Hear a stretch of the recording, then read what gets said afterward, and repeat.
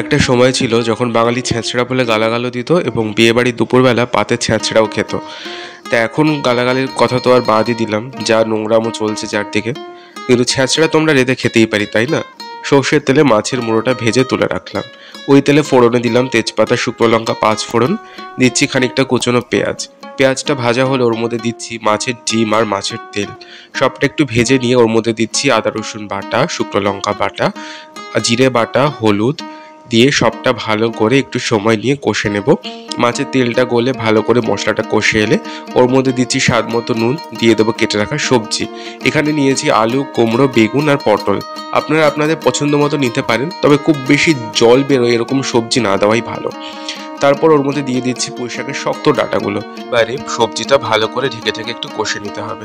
সবজিটা ভালো করে কষা হয়ে গেলে ওর মধ্যে দিয়ে দিচ্ছি পুঁই শাকটা, আর দিয়ে দেবো এবারে মাছের মাথা।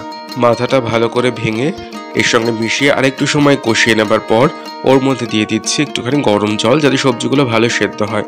সবজিগুলো ভালো সেদ্ধ হয়ে গেলে ওর মধ্যে দিয়ে দেবো ছেঁকে রাখা সর্ষে বাটার জল আর স্বাদ মতো মিষ্টি।